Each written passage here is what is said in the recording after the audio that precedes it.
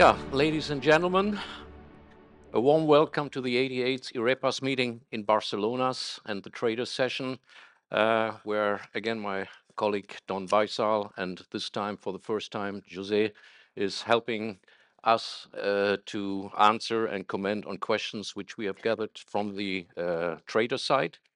So as usual, we selected and asked before this meeting what topics are of interest for you. So the questions and topics we are having here right now is not representative, but they are really covering a wide different type of questions and topics.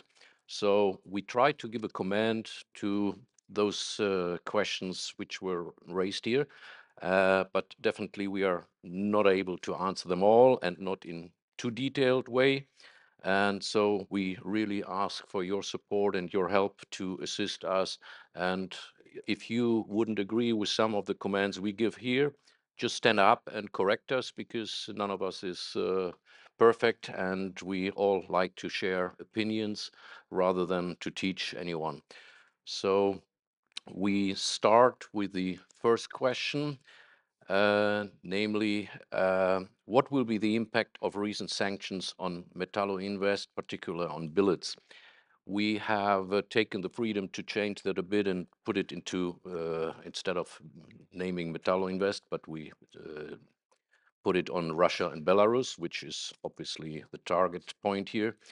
So in our opinion, it will become more and more difficult for them to market their billets into other countries because the US and the European Union is preventing that any steel which is coming now into Europe or the US um, should not have any Russian origin material, and they go from the melting point, meaning that the material and the raw material should not come with Russian origin and Belarusian origin.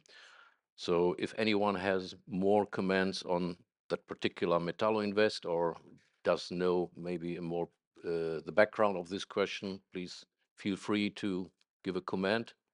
I kind of searched that information a little bit. I understand that really the sanctions that was applied by U.S. and U.K. together, and actually not only they went after the company, they went after also after the 30 executives of the corporation, along with the others. Now the impact is serious because.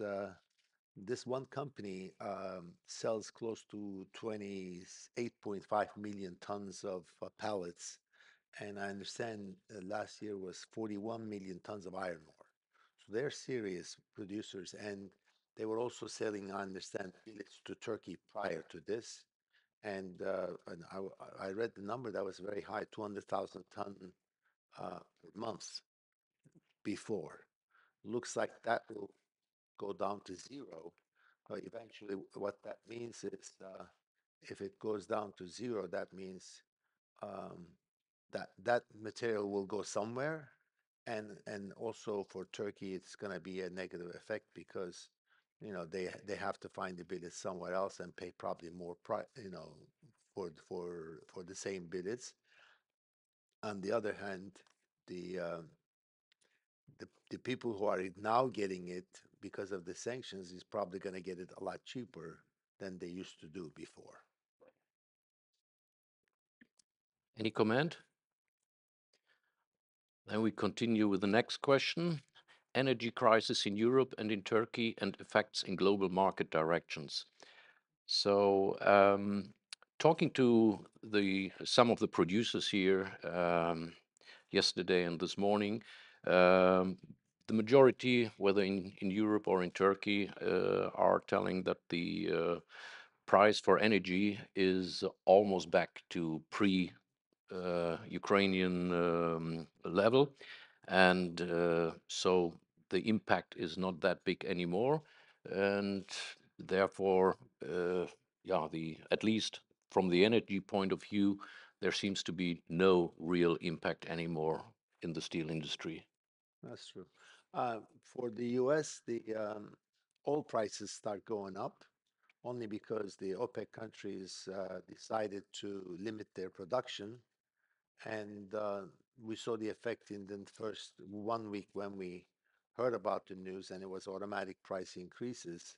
But that went down because, from what we understand, although Russia is not part of OPEC, there's they also promised on the side to keep the tonnage or the barrels low. Now they're really shipping as much as they used to, so that that really price fixing or price protection is gone. So I understand the prices of oil prices in the U.S. will start to ease down as well.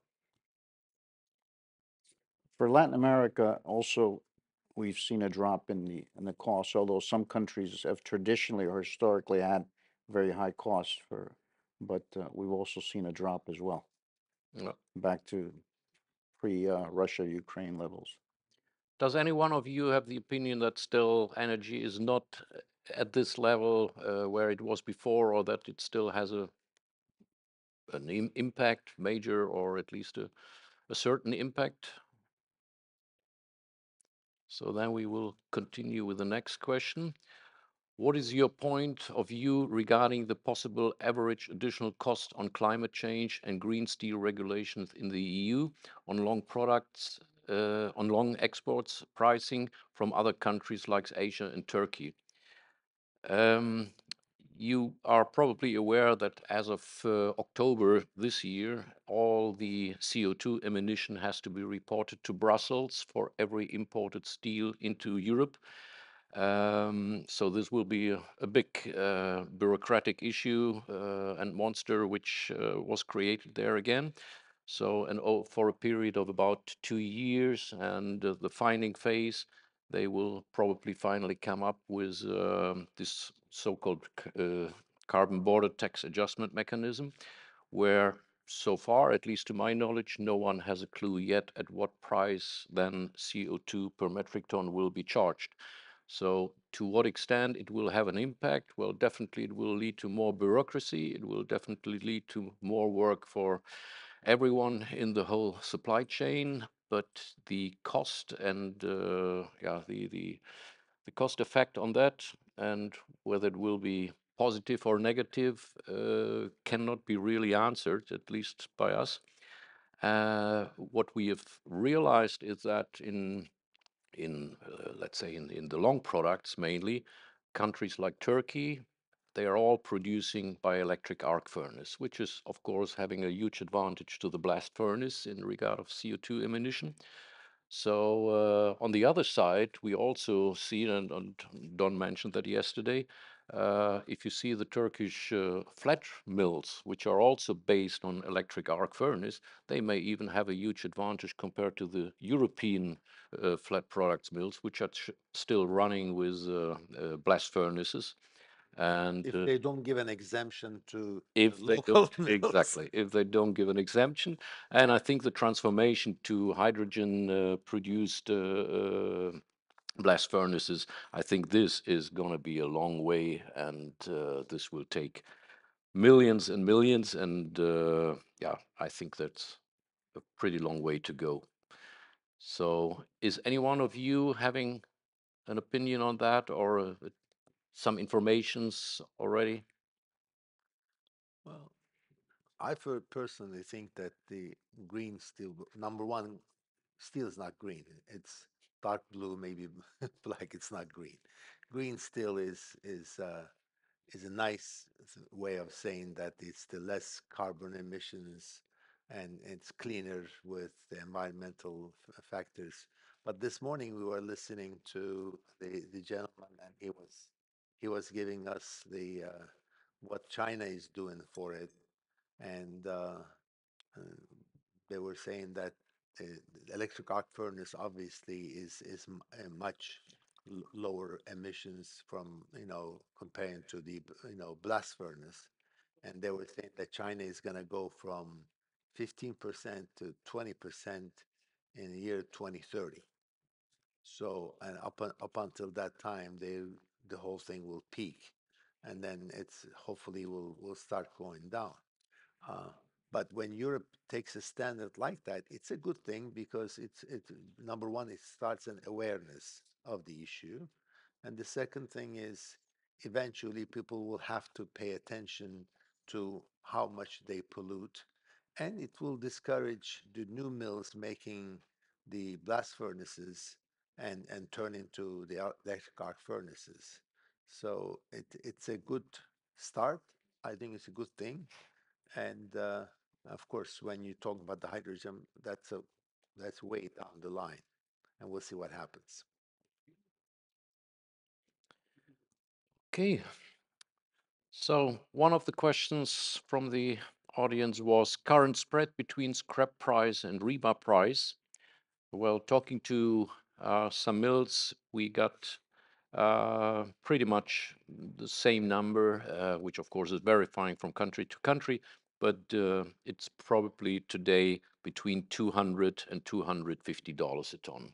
Yeah. So pretty much depends, of course, on your energy costs, on your scrap costs, and logistic costs, of course. But the current spread is around this level. Actually, that's a healthy level because if you go historically, $200 level is the normal. It's been like that for many years, which means the mills are most of the mills are kind of had a ceiling on it, and they can't go higher. Now, time to time it did, and in the near past they were going up to $300 and $350 range, and it was short lived. Where we are now, I think it's healthy, and I think it's traditionally normal levels. So for the spread I'm talking about. Jose, would you think that this level is also valid in, or the spread is also valid in Latin America? The two largest producers, of course, Brazil and Mexico, I think that's a standard. As you get to some of the other countries that the mills are not as efficient, then it's a little bigger spread. Mm. But even as you know, Gerdau has taken up quite a few of the smaller mills over the last 5, 10 years. But I would say that in Mexico and Brazil, definitely that's probably great. So we come to the next question. Billet versus scrap for the electric arc furnace and EAF versus BOF in terms of production cost. Who do you like for the next 6 months?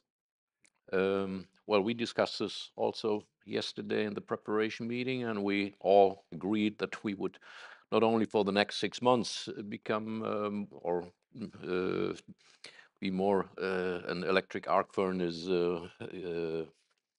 owner rather than blast furnace, simply because of the new threats and new regulations on CO2 emission. And there you are definitely better off having an electric arc furnace mill rather than a blast furnace mill. I agree, but you have to think about the advantage. The iron ore prices are lower, and the scrap prices are going up. So when China reduces their production, that means there will be less usage of iron ore, which puts a pressure on the iron ore price. So when iron ore price is cheaper, that gives an advantage to the blast furnace guys. So the owners or the blast furnace mills definitely has a price advantage or cost advantage, I should say, for the production of steel. Whether we like or not, that's another story. But that's their advantage today, I think. Do you think it's their advantage today and for the next six months that they have an For advantage to the iron ore? Yeah. Because the green steel thing is not going to really take effect for a long time. Mm. But the next 6 months, I think that they definitely have a price advantage. All They right. definitely have a price advantage.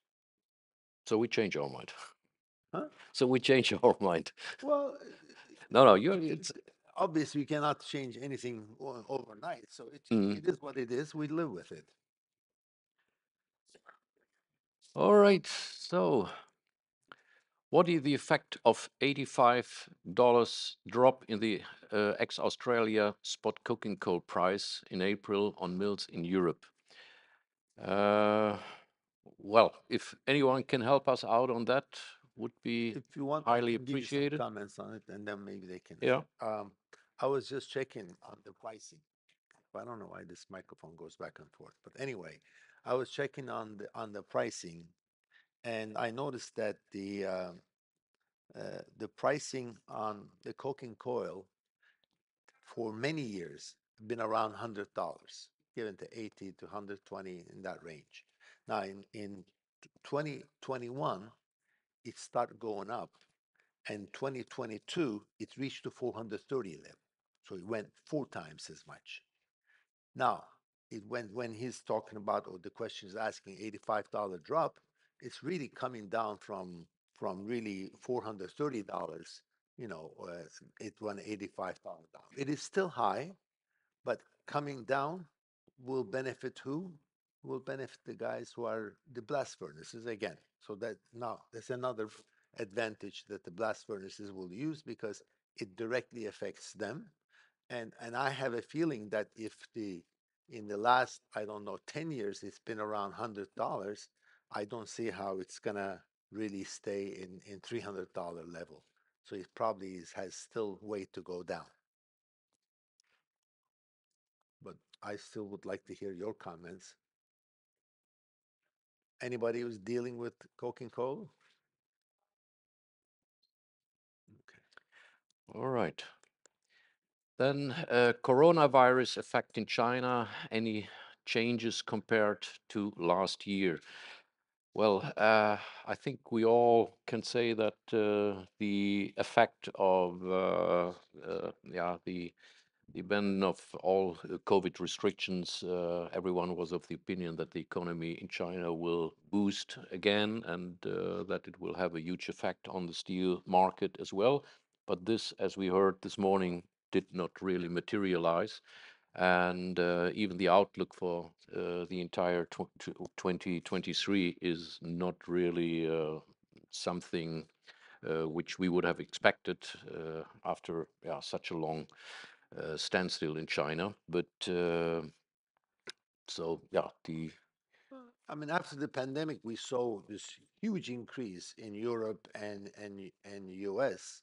So we were under the impression that the same will happen in China. It just didn't. Chinese economy, after the lockdowns, recovered, but it's nothing like how it was in Europe or in the US. So it's it's doing fine, and we heard a lot about the Chinese economy this morning. So it is fine. It's much healthier, but not the same. any comment from your side? So then we go on the next question. Export production import in 2023 compared to last year in China. Well, Don, you had some numbers. We also got some Yeah, numbers from Hussein, who unfortunately could not join us today because he had an we just operation. don't know. And so what I'm gonna do is I read what Hussein gave us here, and he said China molten iron production keeping decrease by 2.4 million tons a day, and the capacity is 89.5%. Mills have $10 to $15 per ton manufacturer profit. For now, market rumor is that the government will introduce production restriction policy. The total production should not exceed the volume of 2022. In China, average molten iron production was 2.278 million tons a day, and the capacity was at 84%. So, giving the world steel crude production of 1.8 million tons, China's crude production in 2022 was 1.006 billion tons, so more than 60%.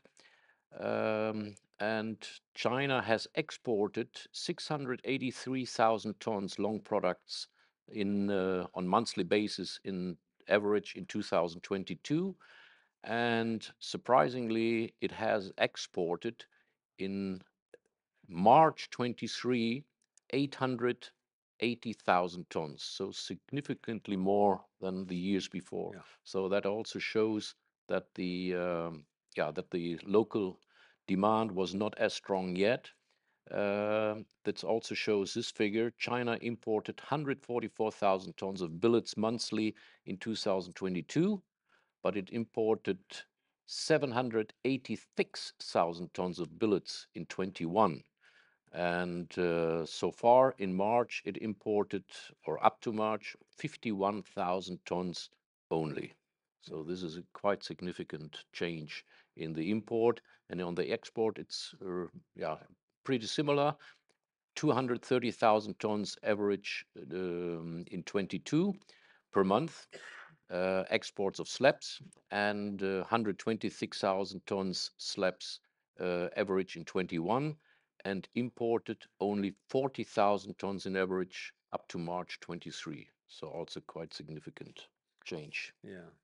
Well, the point is during their pandemic years, they really did not limit the production in the factories. The steel mills ran, but the consumers did not use as much, so they decided to export more. From what I understand, in 2022, they exported 67 million tons, which is an increase over 1%, which is still high from 2021. So they are exporting more than they have before.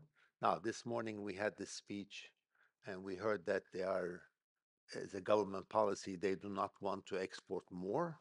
In fact, they want to limit exports. I'd like to believe that. Maybe it will happen.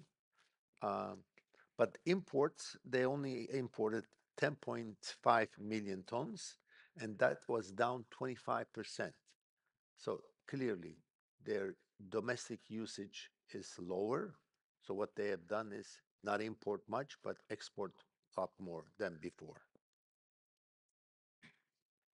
For long products in Latin America, obviously they're very big in flat products. Yeah. Asian flat products is huge, but long products they've shifted to the majority of the imports or exports into wire rod. Wire rod is the one, especially because of the West Coast ports. Most of the major ports in Latin America are West Coast, so wire rod continues to be an item that comes in From month China. from China quite a bit. Yeah. Yeah, wire rod, they have an anti-dumping in Europe, so Yeah. this market is completely gone for them. It again was renewed recently, so 25%, and they are, of course, completely out for Yeah. that market. So yeah, makes sense. With the exception of the two big markets, which are Brazil and Mexico. Mexico, for example, is a 29 million consumption, and they import 10 million. Out of that 10 million, I would say 90 to 9, maybe 95% is all flat products. And from China or from Mm, anywhere else? Flat products would be Korea, USA, Korea, Canada. and Canada, and then it would be Japan. Japan is making more inroads into Mexico. Yeah. I mean, there was infrastructure investments in China, and the government is really pushing that a lot, which is good. But the recent investments are in areas that not necessarily consuming steel. From what I understand, they're investing in telecommunications and logistics, water supply issues. So there's a lot of investments going on, but not enough on the systems that uses the steel. The housing is still not good, so I think that if they are going to keep producing, they're going to have to export.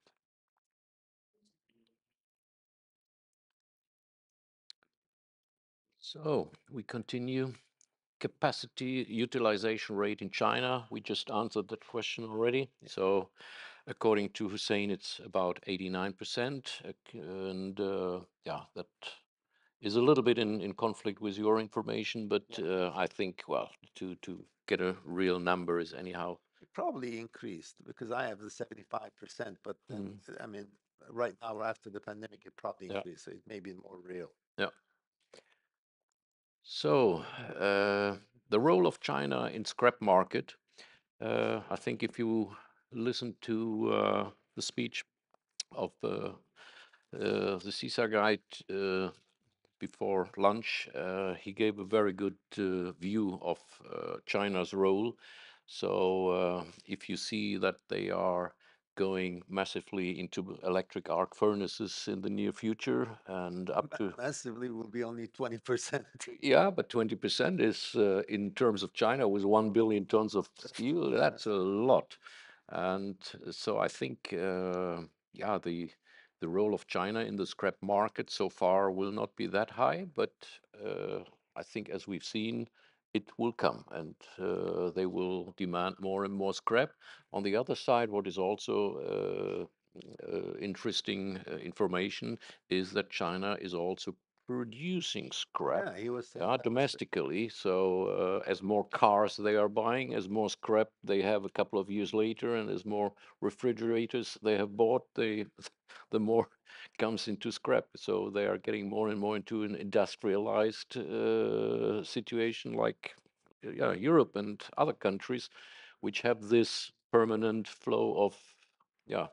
And that's probably one reason why they want to go into the scrap business, because as they industrialize, they're gonna produce more scrap. And he was bragging, saying that we produce more scrap than anybody else in the world. It probably is true. So in that case, they're gonna have to use it, since and if they're gonna convert more and more to scrap business, yeah, that's gonna be big. But they're not gonna be the buyers of European or American scrap anytime soon. I don't think they'll ever buy a little bit here and there. Any comments?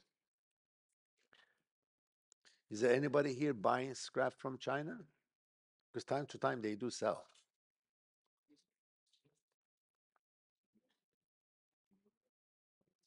We can move on.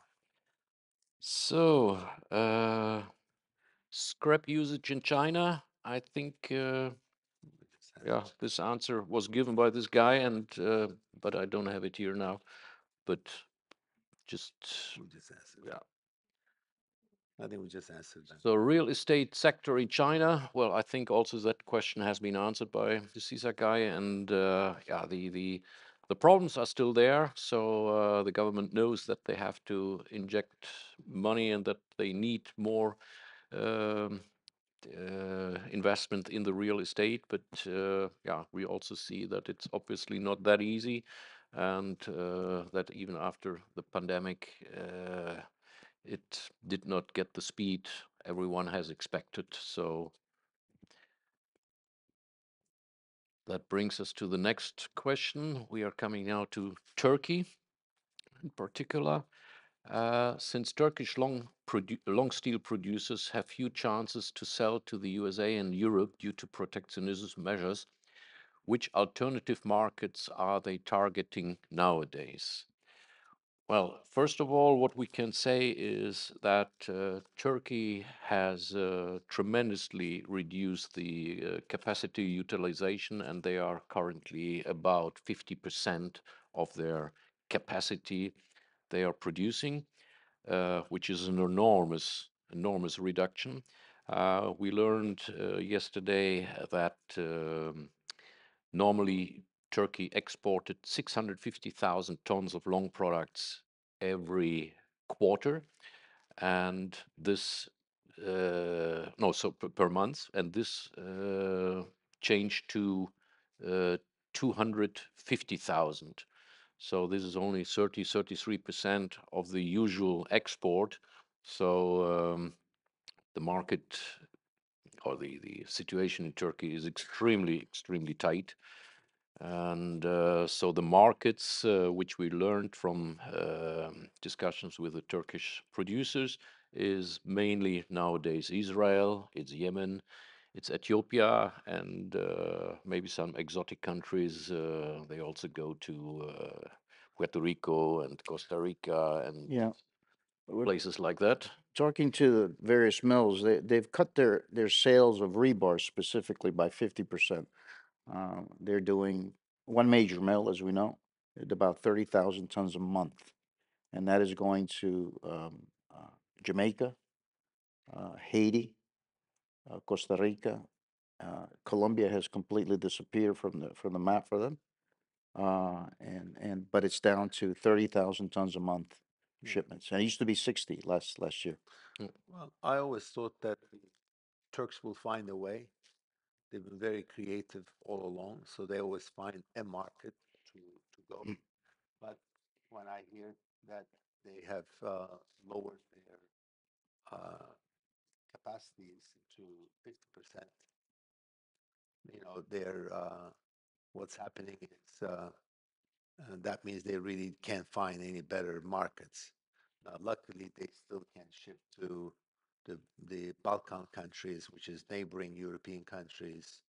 That's in addition to the countries you mentioned, and Israel, Yemen, and they still ship to North Africa. So there are some markets, but they really don't have enough places to go this time, and they realize that, and that's why they cut the capacities. But they continue to be very intelligent in their logistics. They're very good. Oh yeah, And the pricing fits what international pricing is. So they have not let business go by keeping a higher cost yeah, for the islands. They're very aggressive in the yeah, islands. yeah. So, what is the impact of the war in Ukraine on the Turkish long steel industry in terms of the raw material supplies, cost, export opportunities, and other issues? Well, a part of this question we answered already, based on the billets imports, was the first question. So I think Turkey definitely will lose a good and cheap supplier of raw materials, of billets.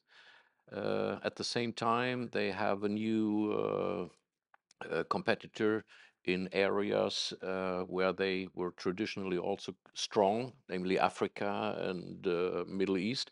So all these countries which are not following the sanctions of Russia or for Russia, they are of course now competing with Turkish material, and therefore, yeah, Turkey will be the loser in this game Yeah. because of their cost structure and energy costs.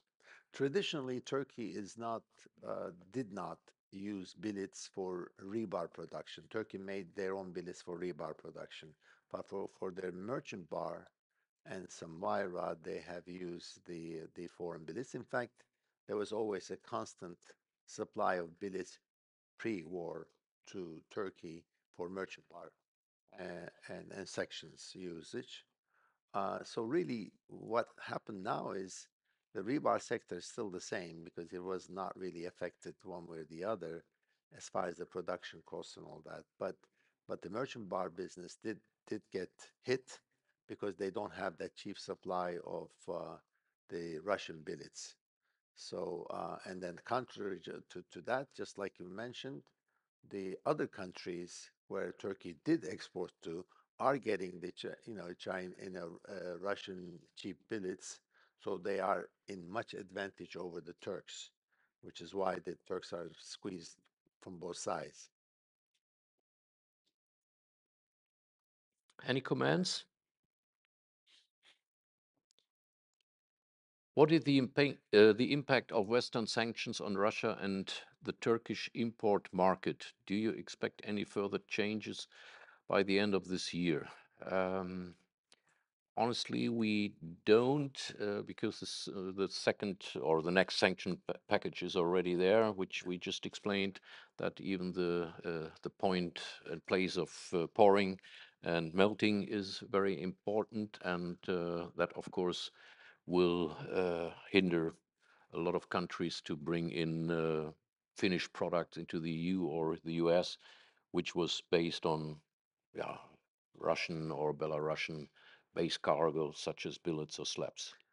I don't know about EU, but US is vigorously going after this. When we bring something to the US, we have to prove that the mill did not get their billets from Russia, and they do inspect the mill test certificates. They want to compare with the past ones. They want to see if the mill actually did buy billets from, let's say, Kardemir or anybody else in Turkey. So people who think that really you can really go under and nothing will happen. No, once it arrives, you're in trouble, and a year later, they still investigate. They go back and retroactively investigate your materials that you bring into the country. So U.S. is becoming very tough on the sanctions from Russia and Belarus. Do you feel any of those effects in Latin I America? think there's one or two rogue countries, if you will, that are still buying some Russian material. Russian billets I've seen in Honduras, and I've seen some Russian rebar in Costa Rica as well. Dominican Republic. Dominican Republic as well. Yeah. Brazil is not importing. No, Brazil is self-sufficient. excessive. We And can't compete with Dominican Republic anymore because they got the cheap Russian billets and sometimes cheap Russian rebar. that's who's taking most of the Caribbean rebar business. Yep. All right. Supply of billets and wire rod from Asia is becoming more and more frequent to such distance market like Turkey and Europe. How do you assess the situation? Donat? Well, I mean, reality is the cheap imports from China is pouring into the southern Asia. So when it goes to southern Asia and they're really, pushed with that cheaper steel, whatever they produce, they need to ship out. So these guys are now exporting to Europe, to Turkey, to US. I noticed some pricing coming out from the Southeast Asia, and I'm surprised because it's not traditional sources for us, but they're offering prices that is dramatically low only because they are within their own countries or their region. They can't compete with the Russian and Chinese um, billets or raw materials or products itself.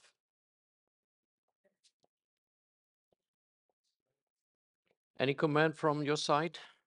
Can anyone say something to this question? And we continue. Which countries are the major influencer nowadays with regard to the price trends in the global steel market? Well, I think with 55-60% world market share in the production of steel, I think definitely China is by far the leading influencer. Even if they are not that much in the export or in the import, but everything what China is doing has a huge impact on the world market. And I think certainly the second one is America. Yeah, also in America, whatever changes there will have an impact also on the world.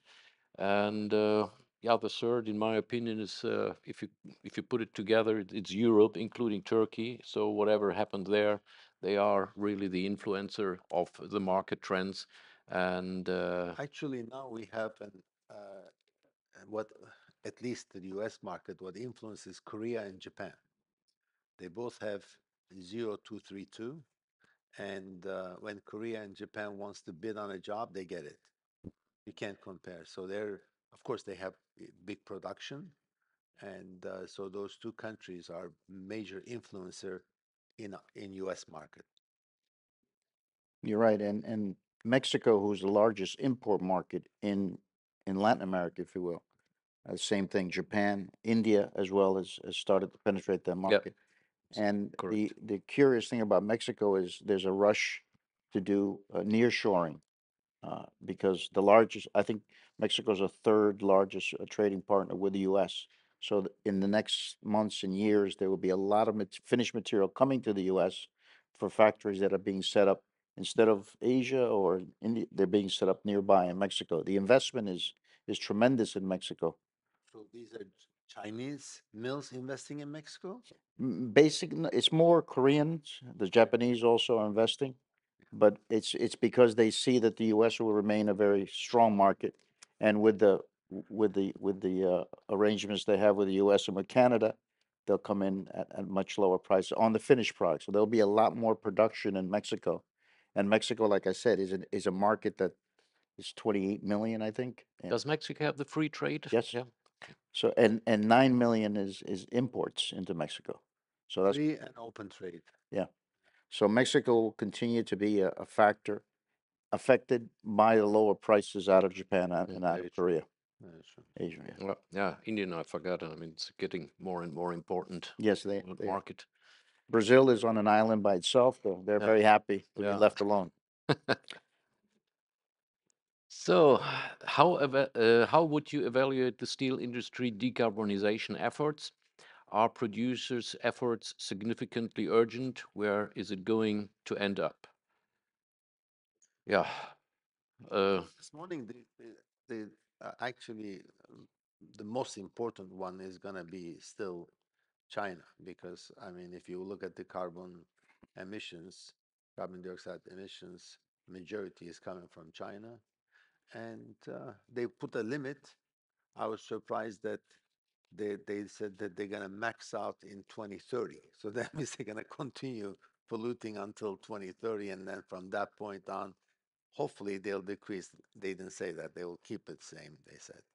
So there's, there's worldwide, there's a trial on it. But from what I understand, if Europe and the US starts with that, eventually it will help eventually.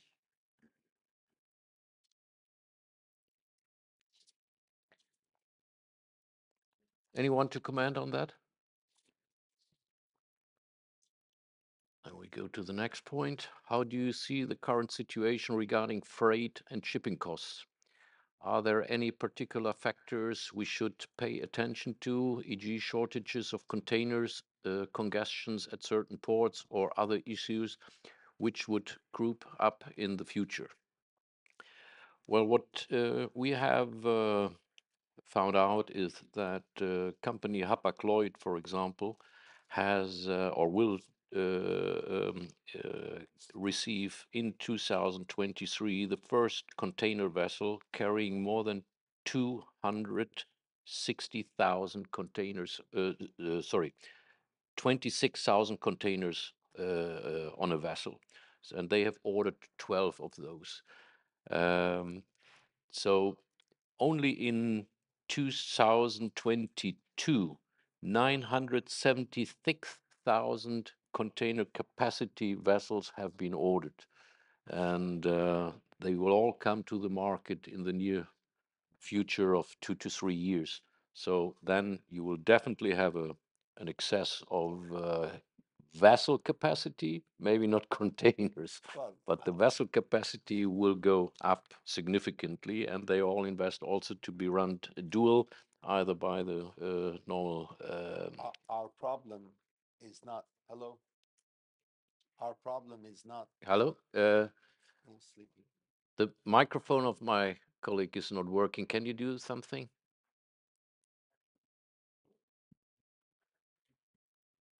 Hello, complicated. Anyway, now it's there. Um, But better yeah, bring it, please, yeah, because it's always yeah, on going and back off. and forth. Yeah. What's really going on is I heard about the news that they're ordering new vessels, and I think it's only because they have more energy efficient vessels, which is good. But the main, yeah, the main issue is the boxes, the containers itself, because they have limited the containers, numbers of containers, and which really created such a shortage. I mean, the price per ton went from 120 or $100 to $400 per ton. So it's now decreasing, and I think it's coming to a better number. It's not the same old numbers like we were working with, but it's better numbers now. And if it holds, wonderful. But meanwhile, the bulk rates with that start decreasing, but not in the same, speed. I think the bulk rates are still high. And one of the reasons the bulk rates are high is because of the port congestion still. These guys lost a lot of money sitting at the ports and waiting to discharge. So when they come to ports, I'm talking about U.S. ports, of course. I don't know the others, but they are so much congested they have to sit outside for days. Now, during 2021, they were waiting for sometimes a month to come in. That's why they coming from the east, they decided to skip California ports and come to Texas, and they congested Texas ports. We had we have and they dumped when they brought the whatever they brought, they dumped it on the ports, and it took us months to take it out from the ports. So we had serious issues. Did it all go away? Not really, but it's getting better. I think eventually it will. New ships is a great idea, great point, but they need more boxes. And especially if you want to ship in steel industry, we don't only have, 40-foot containers you have to ship, let's say 39-foot material. But what we usually use is, let's say in the long products, we use 44-foot, 45-foot, you know, those that needs a bigger containers, very hard to find. 45-foot containers is one of the toughest things to find in the market, and sometimes you wait a month for it, and you're losing the patience of your clients. 40-foot container, you mean? Is 45-foot 45? container. Ah, okay. 40-foot still is But available, 20 is more the standard, right? The 20-foot container is more the but you usual can't ship standard. anything in a Not 20-foot steel, container. not steel. Yeah. But for general Yes. cargo, it's the Yes. 20-foot Yes. container. Yes. Yeah. Our steel cargo has to be 40-foot and Yeah. 45-foot. I mean, what we also should take into consideration is what we've discussed also this morning already, and what we heard, that the steel trade in particular, and that is our business here, long products, is and has become more and more regional. That we saw over the last at least 2 years, 3 years, that the trade was more and more regional. So in this case, I think that also the freight, of course, will always have an impact to the cost. Yeah, but the long term routes from China to anywhere, from India to anywhere, so that is also kind of reducing. Yeah. Yeah, and so that could be, of course, an argument that freight rates are going down because the trade is not that big anymore. So what is produced in Europe is going to Europe. What is produced in Asia is staying in Asia. So maybe there will be more traffic, but on a short distance rather than these big. But what didn't go down is the stevedoring or discharging rates. Mhm. They're still very high, and I don't expect them to come down anytime soon, No, and I don't think they will. no, definitely not. Yeah. Any other comments from you? Then we come to the last question, which is consisting out of various. What is your forecast and outlook about construction market demand supply balance in each major region of the world for the first half of 2023? So, Jose, if you start with Latin America, If I please, were to look and at Central. Latin America as a whole, we have 2022, I believe we finished with about 63 million tons of production. However, we still imported almost 24 million. So it's a market that is very involved in imports. The majority of that still is flat products. And as you mentioned, the regional mills are taking advantage, especially in long products, and taking a lot of that. Don mentioned Gerdau Metal Dome with very low freights in and out of the Caribbean. Talking about freights again, but construction in Latin America is about 49-50% steel use. It's very high, at least for us, and uh, it has dropped about 30%, but it has remained steady in certain markets like Brazil, like Mexico, and we've seen some markets like Dominican Republic, their billet buying has been as high as 60,000 tons a month. They're about 40 right now, but Ecuador is very healthy. Also Peru. So there are bright spots, if you will, in different areas. Whereas, so the forecast is as expected with lower demand, but it has, we do see some signs. Central America and the Caribbean, I put as one. Of course, there's no, besides Metaldom, there's no production in the Caribbean. Besides Guatemala, there's no production in Central America. So there's a lot of imports coming in. Central America has been a little stronger than expected. Salvador is doing well, Guatemala is doing well, Costa Rica. And so there are areas that the forecast has been better than expected. Before we go to the Europe, of course, let's talk about North America. I think it's not there. Mm-hmm. North American market, um, the outlook on North American market, especially U.S. market, is very dim, guys. I mean, it's people don't know it, or maybe you're following what's going on your news about the bank failures in the United States. Um, the big banks are all right, but majority of the banks who are 100 to 200 billion dollar are lost their deposits. When they don't have deposits, they cannot lend the money. And majority of our customers are the clients of these banks. So, and majority of the home buyers and are the clients of these banks. Most of the real estate investment in the United States is done by the mid-sized banks, not the big banks. The big banks, Chase and Bank of America, they do not get into real estate business. So what's coming up is there will be a big squeeze in the credits. So people will soon realize that whatever they had as credit is no more.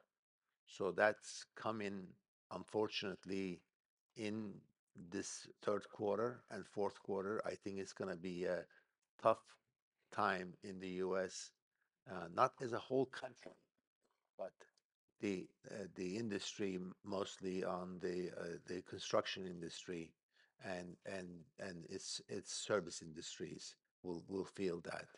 So, as far as the supply, we have supply. U.S. built a lot of new mills, and so we have enough supply. In fact, pretty soon we probably will be an exporting country than an importing country, but there's a lot of new mills being built with the sheltering of the 232, so they can limit the world, access to the U.S. So they can build these mills.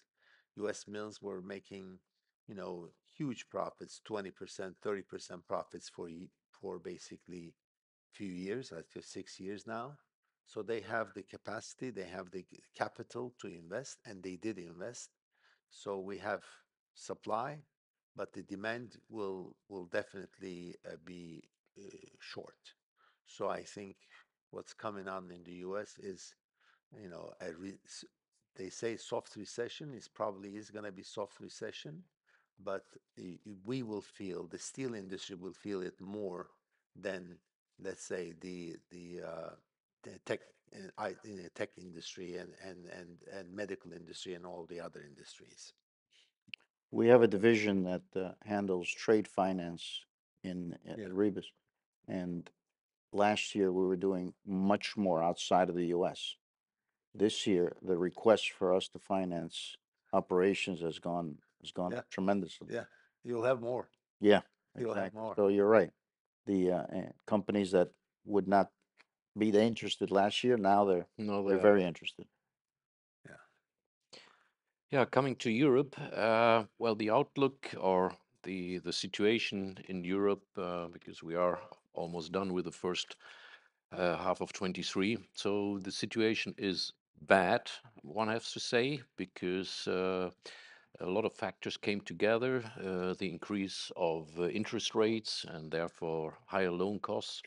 Lots of environmental issues which came up from the government in Germany, but also from others, like in Netherlands. They had this nitrogen issue, which makes building extremely expensive, costly, and yeah, also kind of unpredictable because you have also the so-called limited rent you can take on an apartment, uh, which uh, which is of course hindering industrial and institutional companies to invest in real estate.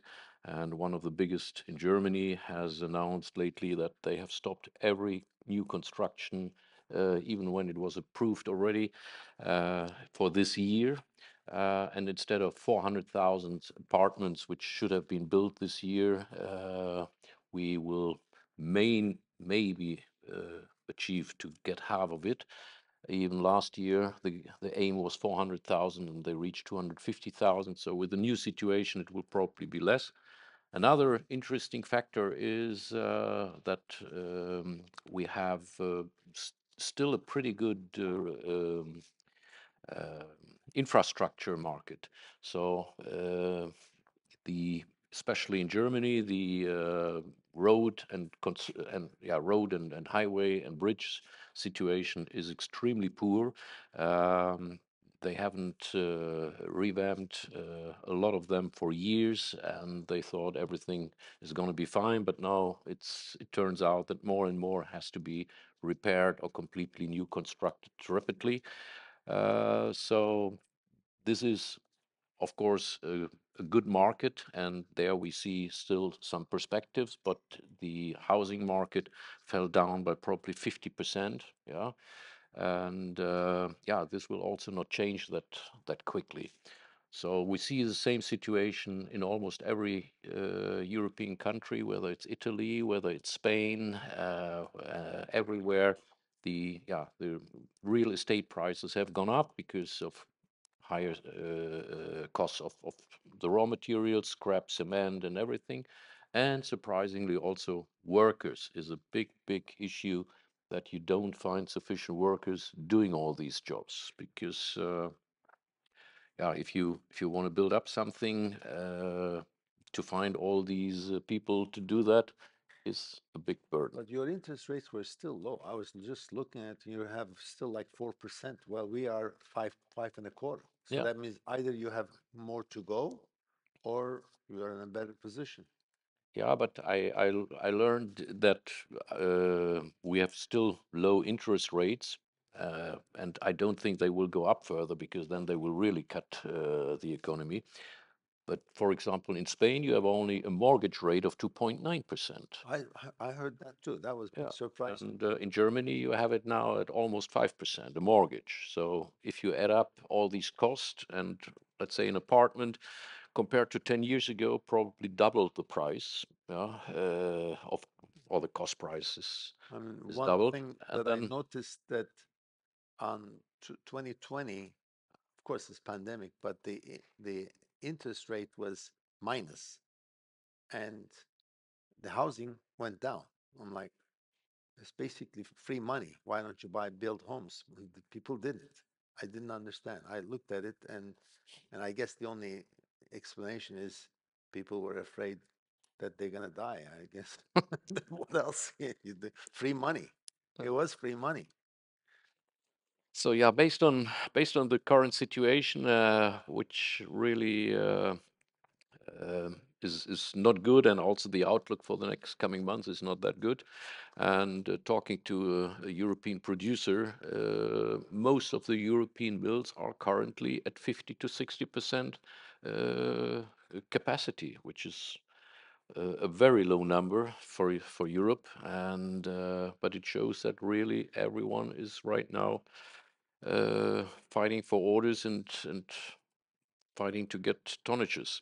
So yeah, all in all, prices dropped a lot compared to the pandemic times when we had prices of 1,200 euros for rebars ex mill, and yeah, now we are almost 50% down. So has a huge impact, and the outlook is not good. Although some people hope now that it will go up shortly, but whether it's gonna happen, it's a big question mark. Can anyone comment on Middle East? or Africa?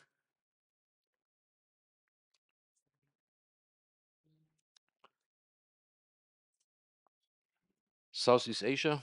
Anyone an opinion on that? From what we read, like I said earlier, Southeast Asia is being bombarded with the steel coming from China. So they are under pressure, and so the only way out is they're exporting, and we receive a lot of offers coming from Southeast Asia. So there is definitely um, a market in Southeast Asia is soft, and that's why they have to export.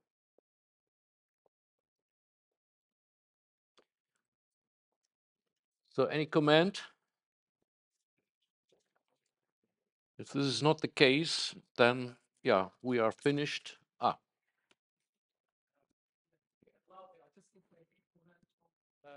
Sorry. This is Vladin from UK Cares. I just would like to comment on carbon and the steel. If you look at COP 27, which was in Egypt, they recommend to use near zero emission steel instead of green steel or other definitions. I think we should be using this terminology to call this type of steels. I'm pretty sure you are also aware that Platts recently launched European carbon accounted steel price assessments, which was just May 2nd. So there is a different pricing for low carbon steel. That's how they call it. Uh, Last comment is carbon is one emission, but we need to note that we got also other greenhouse gas emissions polluting the environment and also changing the climate. So these are just environmental comments. Thank you. Thank you. Any other comment? There. Thank you. Oh, hello. So thank you very much. This was extremely informative discussion. Thank you. I just wanted to ask, when you also about this carbonization and such, do you see a market pressure in any way to get carbon, no free carbon steel already? Or, I mean, not coming from governmental agencies, or that's basically non-existent? You mentioned already a little bit on that. Yeah. We see it, yeah, definitely. Talking about Germany and Netherlands in particular, and hmm? Netherlands, but also Germany, you see that more and more construction companies are sending inquiries for rebars and cut and bend factories saying, but we want to have green steel. So it is either because of their own sustainability policy in the company itself, or it comes because the investor, which are banks, which are hedge funds, and so on, are having this sustainability and this green in their requests for a particular project. And so they are knocking at the door and say, hey, if you want to have this project, please, you have to show me your sustainability papers. You have to show me your certificate that the steel is green, or that you have a certain mechanism to get it green, yeah, by investing in a farmland anywhere or a wind park or whatever. And this is coming already from the industry and not forced by the government. It's the same in Latin America as well? I know of one project, for example, in Florida, of a new mill. It's a project still, but one of their big emphasis points is that they are green steel. And when I visit fabricators in Texas and in Florida as well, there's the industry is talking quite a bit about it, whether it gets done. But the one project that I've seen recently, and it's been around for a couple of years now, is specifically about that. But that's basically one project. Well, only because it's in Miami, for God's sake. He has no chance to survive if it doesn't call himself green. But And still, with the green, I don't know if it will survive. yeah, and I handle mainly Latin America, but Miami is the capital of Latin America, so. Yeah. Yeah. I have one last question about pricing, and very quickly, uh, I deal with capex investment in basically around the world, and I visit most of the mills that are here. And one thing I noticed, you say in Europe they were basically shut down. They were working in the night when the price of the energy was too high. And I'm actually impressed when I see the situation in Turkey, in Europe, and in other regions that the prices have not crashed. Because basically, what I see is most mills are producing at a very low capacity, looking for any alternative to handle the extremely high cost. They have pressure on the worker side, they have pressure on the salaries and negotiations now, and the demand is extremely soft for them. So I'm actually impressed that the price is actually maintaining himself, and I'm wondering more why, not the opposite. Raw material prices or finished product prices? Finished product. It's based on actually on the scrap price and on the cost factor. Yeah. So, But the delta remains quite stable, as we discussed. The delta, even that I see a lot of people comparing the delta from today to the delta that was 10 years or more ago.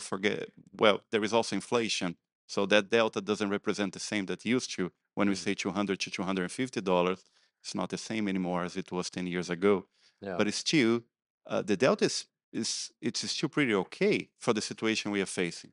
But energy price going down was felt a lot earlier in Europe. Turkey just recently came down, so Turkish energy prices was very high. So there was a lot of pressure on them for that. And of course, keep in mind when they lost some capacity because of the earthquake, what you're gonna have is because of the less supply, the prices didn't go up, but the prices at least didn't go down. On the other hand, as soon as you mentioned, energy prices went down first in Europe, and that would have allowed all the mills that were producing during the nighttime only to come back to produce at full power. So there is plenty of idle capacity that could be used at immediate notice, and it's not. You mean that you would have expected that the prices go down much further? Yes. Yeah. Well, if you take the number which I mentioned here in another question, that the gap between scrap to rebar is about $250, and with the current scrap price and so on, plus logistic costs, you are currently at more or less the number which is the rebar price today. So there is the numbers are fitting. So 380 euros, let's say, for rebars, plus 220, you are at 600, and this is more or less the price ex mill today. Yeah. So I think the mills have not that much of buffer anymore to reduce the prices. If they reduce the prices further, they will definitely lose money. I think in Turkey it was even worse because their energy costs were higher than the ones in Germany, and in the rest, like Italy. And I mean, they have come down with the price already significantly. If you consider that we had prices of 800 euros just in the beginning of the year, yeah, and now we are at much lower numbers. Nobody wants to lower their capacity. If they lower their production, that means they don't want to go down further on the pricing because Yeah, it won't yeah, pay. yeah. That's what's going on. So That's that why is, price didn't yeah, go much. that is. But it will. But this is the other number I mentioned, that the utilization of capacity is just 50 to 60%. And I think if they would start to earn money, that they would increase the capacity instantly. But I think there is also no room to go down further. At least no. So if the scrap price goes down, then of course. But on the energy costs, I doubt that there will be a big change anymore. Only the other way around eventually. Uh, so So if I take what you're saying, basically is this gap is the minimum gap necessary, minimum delta necessary for the plants, but at the same time it's considered a healthy level. So the healthy level for the industry is actually the rock bottom that they do not lose money. yeah. Okay.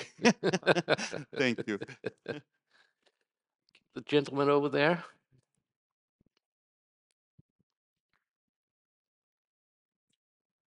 Yes, good afternoon. I have a question for you guys and maybe also for the floor. Here we're in part of the supply chain, traders, distributors, and of course, a lot was discussed with regards to the mills and so on. The mills definitely have a lot of leverage, and they're definitely squeezing our markets, squeezing your market as traders, squeezing our markets as distributors. And as it becomes more regional, it's easier for a steel mill to go directly to the customer and also to set up distribution networks, cut and bend shops, and so on. So the question is, how do you feel that is happening that we can do? Because GMP trading, I mean, the share of trading is coming down on the one hand, and they have a lot of leverage to set up, safeguards, dumpings, 232s that have definitely changed the trade flows to the extent that we are now. And the other question is, given that, namely, what can we do about it, if anything at all? And B2B with e-commerce, and eventually B2C. How do you see that in steel trading and distribution? The second question I haven't got. E-commerce, business to business and business to consumer in steel. Well, I can talk about e-commerce. Rebus is one of the major platform sellers in the United States and in Europe now. However, it will take time for the steel industry to change to the more Amazon style. Also, it depends on the market. In the United States, there's quite a bit of inventory, excess inventory, obsolete inventory that can be put on a online on a platform. Whereas in Latin America, for example, everything is extended shipments and production dates. So e-commerce, in my opinion, it would not work in Latin America. Whether it will work in United States and in Europe. well, there is also one company called SteelX. SteelX is doing rebars specifically. Doing rebars in America. We do more flat rolled, but we face the same obstacles in terms of changing the mentality of the. But he's right. The mills are always going to try to squeeze, and go as direct as possible, and that's their job, as it is ours to do our own. Yeah. Yeah, it's a philosophic matter. I mean, some mills like to go as close as possible directly to the customer. We see this, for example, in case of Celsa, who has in Scandinavia not only the production, but they also own the majority of the cut and bend factories. The same is in the UK, yeah, where they own the only rebar factory producer, and also a majority of the cut and bending shops. So that is that model. But there are other models, like other European producers, who completely refrain from doing that. They just want to stay a steel producer, saying we do not want to compete with our customers. So for the one company, it's going right. For the other, it's going wrong. I don't know. So this is, I think, a philosophy matter. Like, yeah, some mills do not like to go via traders, but directly to a customer. Some prefer to have a trader, even in domestic business, because of because of cash matters, financing matters. Because they don't want to have so many salesmen hired, and they rather give it to an agent or to various agents who are fighting then for the best price. So I think that is not a unique answer, but it's very much depends on the owner and what vision he has. And on the e-commerce, as you said, SteelX really has, from what I understood, uh, physical rebars like in Amazon, and you can buy it and they deliver it. So this is already existing. I remember many years ago we had this so-called e-commerce bubble, which completely failed. Yes. And started with Enron. It started with Enron, and then it continues with others. I remember this Hong Kong Hong Kong company, Chong, I think they were also in such an e-commerce issue, and they failed all because people want to know what they really buy, and to buy a rebar is not only a rebar, it's from where it is, what homologations, what lengths, what this and that, what packaging, what experience. It's quite a wide That was field. in the early 2000s, if I recall. Yeah, And also there was one of the U.S. mills had their own site as well. right. And for us, it's a matter of being independent from the mills. If you're an independent and you're not tied to a mill, you have a little bit more access to customers. Yeah. If you're working for a mill, you're just an extension of their own sales force. Did this answer your question? Yes, indeed, to some extent. The question also is, what can we do? Because, I mean, indeed, like the CELSA model that you mentioned is because there is a barrier to entry for rebar in Spain. So they're protected and they can do it. And as traders and steel distributors, we find ourselves competing with the mills because they have the leverage to lobby for 232s and dumpings and safeguards. So here we are, the weak link of the market, of the supply chain. And the question is, what can we do in that sense? Do we have enough strength amongst ourselves to also show up to and lobby in the Congress why they should not, let's say, do a 232 because it affects customers and distributors and whatever? That's like a philosophical question too, but are we doing anything about it? Because as time goes by, eventually we will just see a shrinking trading revenues on our end. That is, of course, a difficult question to answer because, yeah, it very much depends on your chances you have. I mean that to fight against 232, to fight against the safeguard measures, it was probably tried, and there are a lot of lobbies and so on. Of course, we as a trader, we don't like those sanctions and those restrictions because it's hindering us. But of course, you cannot prevent any producer for opening up his own cut and bend shop and his own warehouses and whatever. So to give you a recommendation of what to do is extremely difficult. So we as Duferco, I can say we have, for example, bought a couple of years ago a cut and bend operation, and we as an independent trader, we can use this operation to import steel into Germany. Yeah, and on top of that, we can add other people's cargo at a competitive price. So we have a win-win situation, and that was our model. Whether this model is liked by others, it's a it's a tough question. But honestly, as long as it's good for us, it's Well, running. in the US, the majority of the fabricators, cut and bend fabricators, are owned by the mills. Independents are very few. When we started business 40 some years ago, there were a lot of independents, but slowly but surely they all went away. So it's only few, you know. That's true. That's the reality. That's what vertical integration is all about. Yeah. That all depends where you want to access the profits. Some people are telling me if you have a cut and bender in a production side integrated, so you can earn the money only on one side, either you in the production or in the cut and bend. So they will never put the two profits together usually. Yeah, so Add them together. they Yeah. add them together. They add them together. And then you have the placement, which is an even bigger Yeah. margin. Yeah. That's true. That's true. All right, gentlemen. I think we're done for the day, right? Yeah.